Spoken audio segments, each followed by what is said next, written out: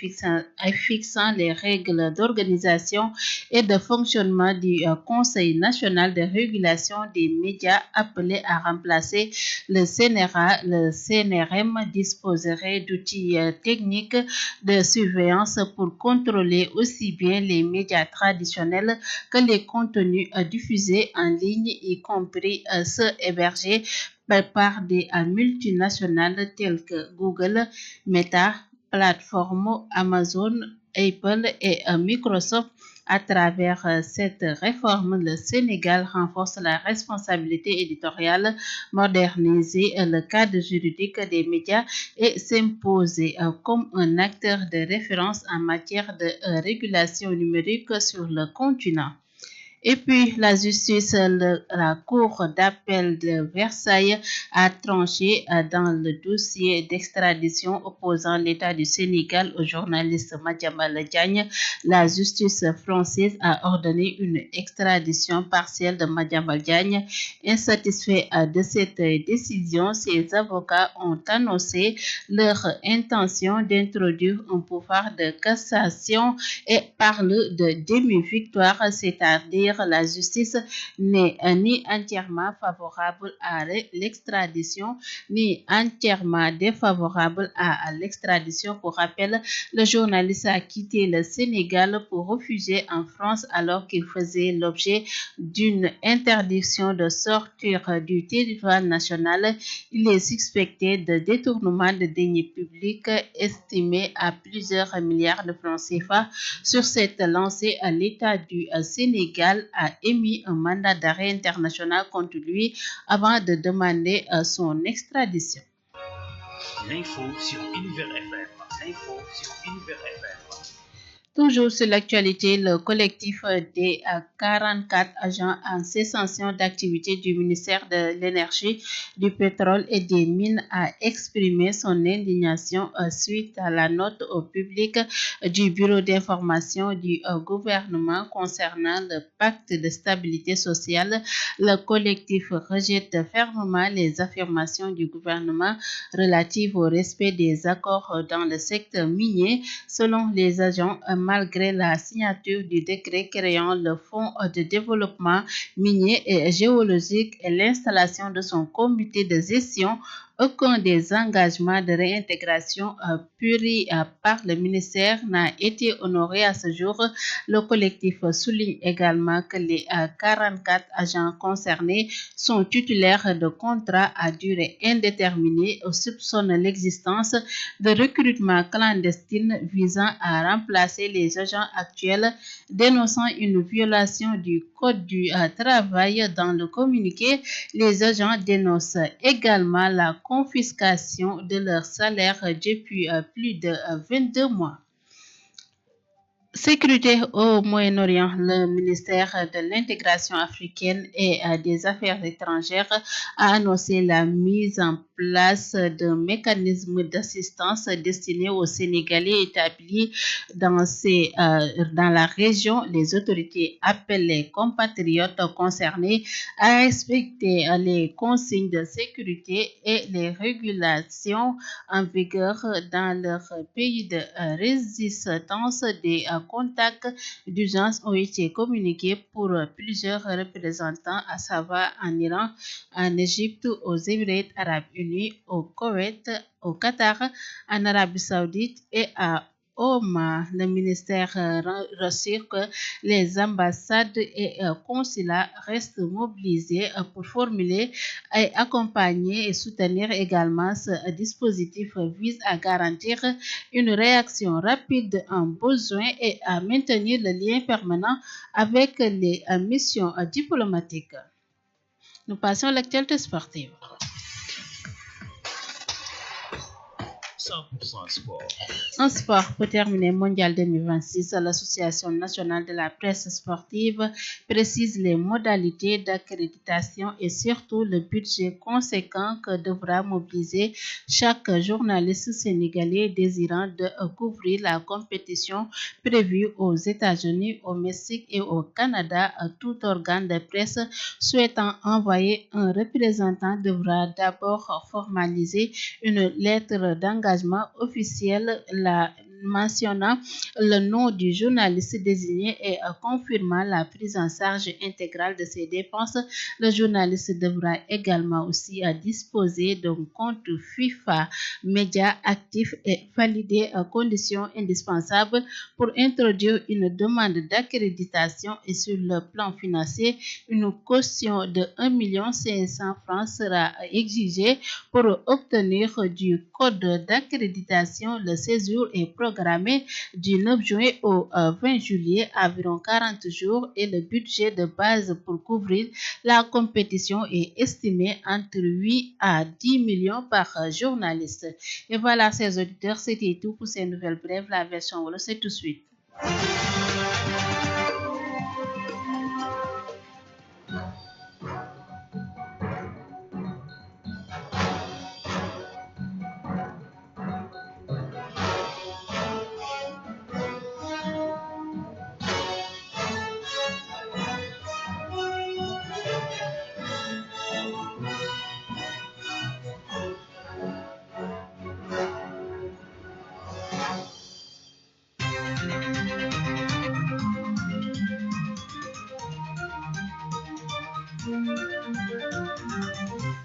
Univers FM 98.0 salaamaaleykum mbokki auditeurs yi ñu ngi leen di nuyu bu baax benn waxtu jot na ba toftal fanweeri simili ak juróom-benn ñu dikk ak yéen ci jotaayu tànkub xibaar yi.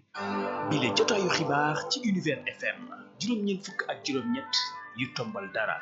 Gannaaw ba ñu leen nuyoo ñu doore ko ci assemblée nationale jamono ji nag député yi ñu ngi daal di càmbar li nga xam ne moo ñeel projet de loi numéro 04 2026 lu jëm ci création ak règle yi nga xam ne war nañ koo teg ci organisation bii di conseil national de régulation des médias bi nga xam ne moo war a uutu lii di CNRM nag ñu daal di koy jaare ci li nga xam ne moom moo di xarala yu yeesi ngir rek mu mun a contrôler lépp loo xam ne dafay bàyyeekoo ci média yi fi nekkoon ak itamit lépp loo xam ne dañ koy jàllale ci li nga xam ne moom moo di réseaux sociaux yi. Bokk na ci itamit yeneen yi ñuy bàyyi xel ñi nga xam ne ñoo bootu ci multinational yi mel ni Google, Meta, plateforme Amazon, Apple ak ñi nga xam ne ñoom ñoo di Microsoft.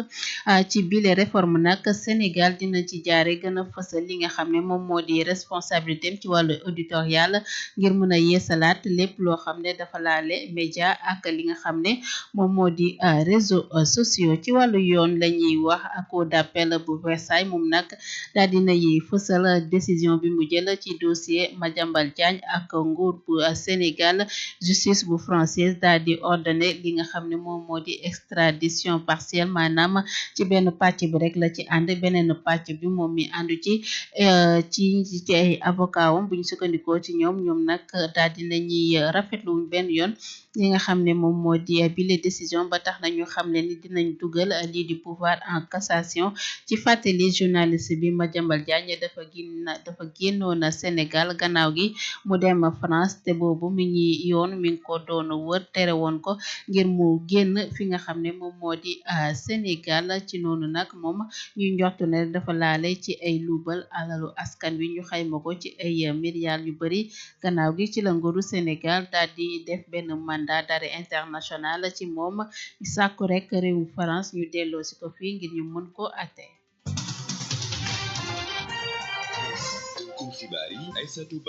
Wóyal xibaar yi wax ci collectif bi nga xam ne moo ëmb 44 agents yi nga xam ne dañoo dakkandi woon seen liggéey te bokk ca ministère bi nga xam ne moo yor wàllu énergie pétrole ak mine. Ñoom nag ba tey ñu ngi ñaawlu li nga xam ne moo bàyyeekoo ci bataaxal bi jóge ko ci bureau d'information bu nguur gi lu ñeel pacte stabilité sociale bi. Collectif bi di ñaawlu lépp loo xam ne rek bàyyeekoo na ci nguur gi ci ay affirmation ne ñoom respecté wuñ benn yoon accord yi nga xam ne moo nekk ci secteur minier bi. buñ sukkandikoo ci yile agent nag gannaaw signature décret bi nga xam ne defoon nañ ko ci fonds développement minier bi, ñoom nag ba fii benn engagement bi nga xam ne kilifa yi jëloon nañ ko daal di wuñ ko defuñ ko benn yoon. Ñoom ñu ngi toog di xaarali. ñu fàttali itamit ñoom ñeent fukk ak ñeent agent yooyu ba ni ay titulaire lañ maanaam dañoo am ay contrat yoo xam ne à durée indéterminée la te itamit ñu ngi njort njort ne ay kilifa dañuy recruter ñeneen ngir ñu mun leen a remplacer loolu nekk loo xam ne ñoom agent yi dañ koy ñaawlu ñu jàpp ne ab violation la ci code du travail ba tey buñ sukkandikoo ci bataaxal bi nga xam ne ñoom agent yi daal dinañ koy fësal ñu ngi ñaawlu ba tey li ñu teg loxo ci seen salaire di koppar yoo xam ne daanaka lu ëpp 22 mois mi ngi ni fayuñ leen seen salaire yi ñooñu leen toll ci ñeent fukk ak ñeent agent yu nekkee ca ministère des mines ñu wax ci coow la am ca Moyen-Orient jëwriñ bi nga xam ne moom lañ dénk wàllu intégration africaine ak lu ñeel li nga xam ne moom moo di affaire étrangère xamle na ni mi ngi teg ay jéego ngir mën a taxawu doomu Sénégal yi nekkee ca dëkk yooyu le kilifa yi nag di woo sénégalais yi rek lépp lu jëm ci respect consigne de sécurité yi nga xam ne teg nañ ko te ñu jege ñi di ambassade yeeg consulat yi ngir ñu mun leen a jubbanti ba noppi daal di leen di dimbale dogal nañ ay numéro d'urgence yoo xam ne lu ci mel ni réew bu Iran Égypte Émirats arabes unis Koweït Qatar Arabie saoudite ak Oman ku ci woote di nga jot sa ambassade wala consulat ba ngir ñu mun leen a gindi ci jafe-jafe yi nga xam ne réew yooyu ñu ngi koy dund jamono ji ñu wax ci wàllu tàggat yaram. 100% tàggat yaram. benn ponk lay doon ak wàccal mondial 2026 association bi nga xam ne moo ëmb presse sportive bi nag daal dinañuy jëndoo ak taskatu xibaar yi te si suba fësal jéego yi nga xam ne war nañ ko mën a teg ngir mën a jot ci accréditation yi entreprise de presse bi nga xam ne dafa bëgg a yoon di journaliste pour rek mu mun a couvrir boobule mondial foo rek mu wàccoo ak yenn charte yi nga xam ne ñoom association bi ñu ngi koy tëral bokk na ci bind ab lettre d'engagement boo xam ne entreprise bi moom mooy jël en charge journaliste bi nga xam ne moom la ñuy yóndi lépp lu jëm ci dépense yi journaliste bi moom bu ci génnee war naa am compte FIFA Média Active bu compte boobu nag mooy tax mu war a mën a am lii di demande d'accréditation bi ci waru koppar benn caution mu toll ci 1,5 million dinañ ko déposé ci association nationale de la presse ngir rek ñu mën a am ba tey lii di code d'accréditation bi séjour bi nag ñu ngi koy programmé 9 juin ba 20 juillet maanaam lu toll ci ñeent fukki fan yoo xam ne journalistes yi dañu nañ génn Sénégal nekkee ca daal di réew yooyu ngir rek mën a couvrir le bile mondial ba tax na budget de base bi yépp loo xam ne mu ngi mën a tënk ci compétition ba muy jeex ñu ngi koy xayma diggante 8 jàpp 10 millions ci suñuy koppar mbokk auditeurs yi jaajëfal leen ci teewlu gi li lañ leen andiloon ci tënkub xibaar fii ci Univers FM 88.0 Sadou Baro ci micro bi Galaye Diallo El Hadj Amar Gueye ci technique bi bàyyi leen ngeen wéyal ak suñu programme seen kàddu bi ngi ñëw léegi fii ci Univers FM 98.0 104.8 ca Kaolack